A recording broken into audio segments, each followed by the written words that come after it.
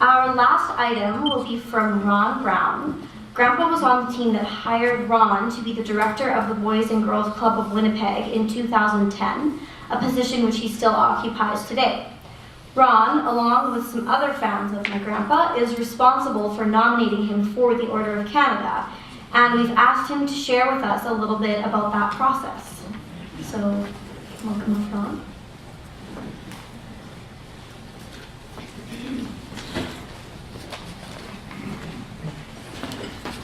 Thank you, Jasmine.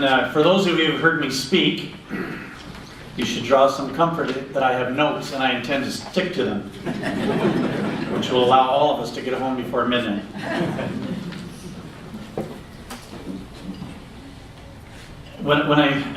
Here I am off script already, I thought. That didn't take as long as you might have thought. Reflecting what we've heard already today, I thought, what a stupid decision Zambia made. And how we benefited, particularly our city. The narrow-mindedness of that is amazing. But back to script. Nalini and Vijay asked me earlier this week to speak today about why the Boys and Girls Clubs of Winnipeg chose to nominate Strini for induction into the Order of Canada. And I accepted immediately. Not for myself, but on behalf of the literally thousands of children and youth in Manitoba who have benefited from the vision and passion he brings to bear when it comes to their futures. When Heather and Black and I first discussed nominating Strini, we looked online at what the process looks like. The first item we looked at was the motto of the Order of Canada, which you'll actually see back there. It says, Desirantes Melorium Patrium. And for those of you who've lost your Latin, it says they desire a better country. And I think we can all agree that this motto fits Strini to a T. We also know that if we approach Strini about this, that his permission to allow us to proceed would not have been forthcoming. He never seeks or expects to be in the limelight. The best part of this process is that you do not require the permission of the nominee. Heather and I both felt it was better to ask for forgiveness after the fact than permission up front. With the help of Strini's family and Beth Creed in our office, we gathered the necessary information to submit his nomination, and the rest, as we know, is history. That takes care of the how, but why did we put his name forward for our country's highest honor? As you know, the work we do at the Boys and Girls Clubs is all about improving the futures of the numerous children and youth who come through our doors. Strini has been the epitome of this work. He has been a tireless advocate for our youth, and particularly the many who live in poverty. We all know that along with Karen Botting, he co-founded our CSI Summer Learning Program when he knew that the students in the inner city were suffering from summer learning loss and that this had to be corrected. It's important to note that several other school divisions who are recognized or who are here today in Winnipeg have summer learning programs modeled on the original CSI. He recognized the power of connecting students to our post-secondary institutions, and as a result has worked hard as a champion for CanU. And I know Roger's here and some of the board members. He's also never forgotten his roots. He has worked hard at building and sustaining a school in his homeland of South Africa. Those are just a few of the many initiatives that Strini has been involved in, and that has opened up the futures for countless children both here and overseas.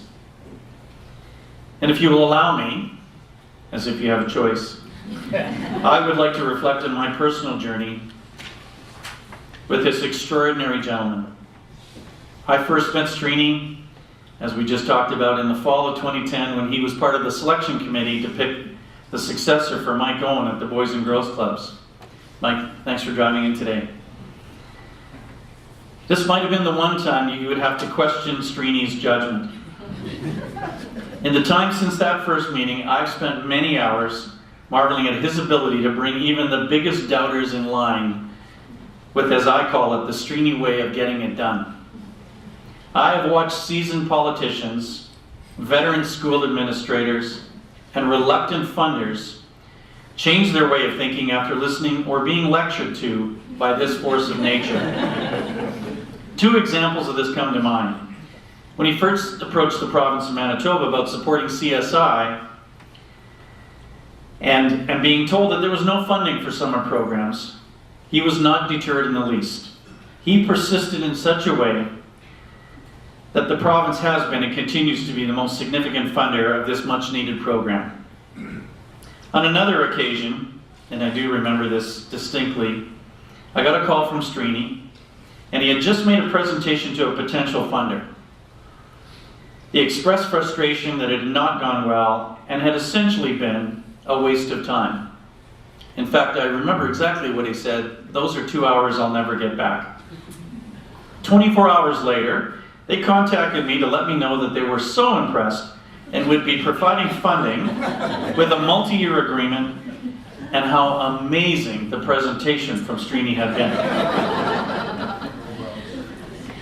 He has a unique ability to read all of us and know how to motivate, cajole, inspire, rationalize, and yes, even shame us into doing what is right.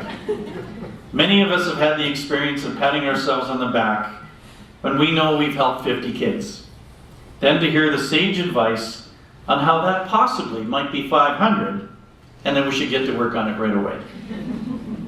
He is, as we all know, a very hard person to say no to. I do have a few thank yous to conclude my remarks with. To the group who came together to plan today, thank you.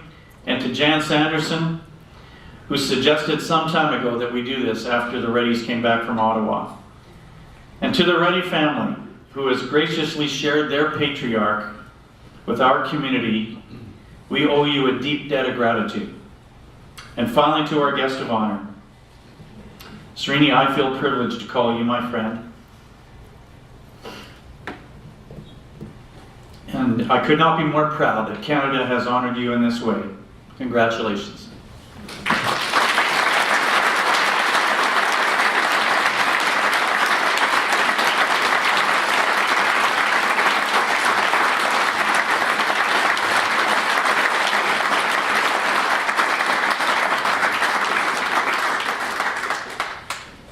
Thank you so much, Ron.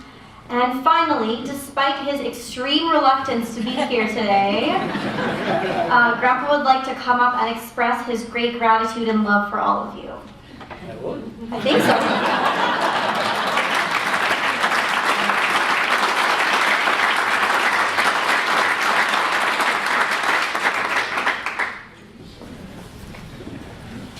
This is a very dangerous thing to do.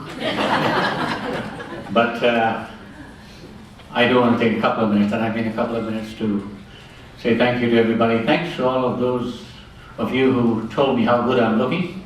I used to feel very happy about that whenever people told me how good I'm looking, until I learned that there are 3 stages in life: childhood, adulthood, and gee, you're looking good. So don't bother telling me how good I'm looking. I just want to say a few very brief thank yous. The Order of Canada medal that's sitting there belongs to all of you, all of us. I mean that very sincerely, because I can't do any of the things I do without the love, support, and all the wonderful generosity of everybody, from my family to my friends, whom I call all the people in this room today.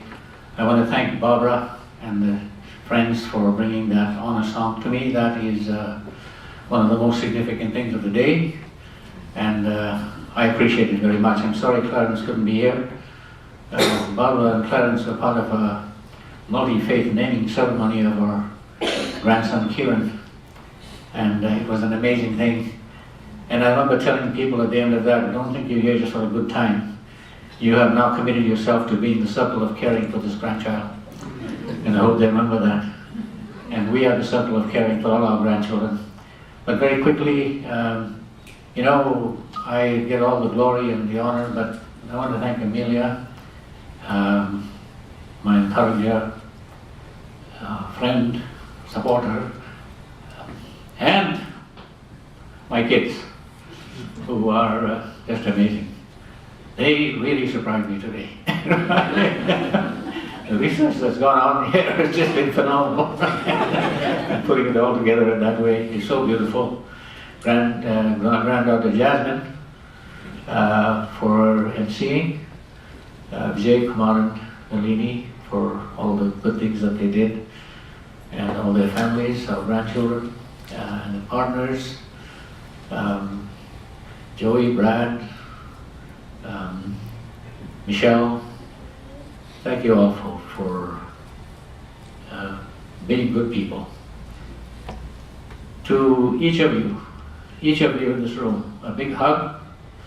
If I missed you earlier on, make sure I get my hug before you leave here.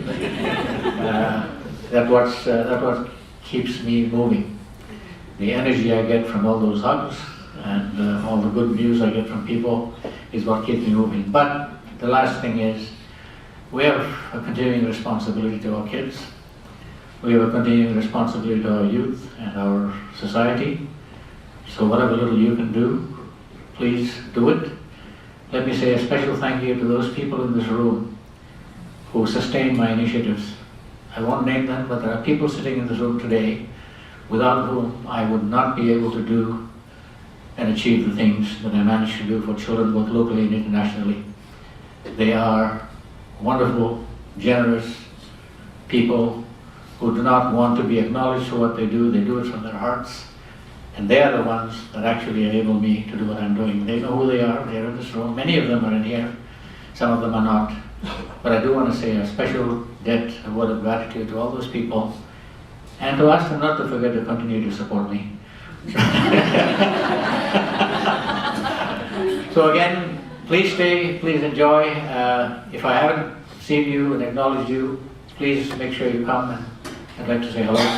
So thanks again to everybody who organized this, Ron Brown and the people from the Boys and Girls Club, Susan, all the people who put so much effort into what they're doing today with so much love. I really appreciate you guys. And you know, although I was very reluctant that you do this kind of thing, now I'm glad you did it. Thank you very much.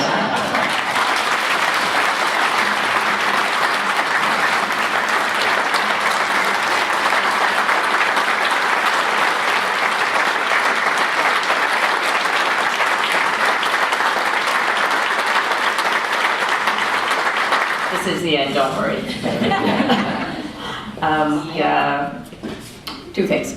One is, we have a clip, it's 1 minute long, of the presentation to Dad of the Order of Canada. I know that some of you were able to actually watch it online, but a lot of people were not able to do so, and so we thought that people might like to see that today.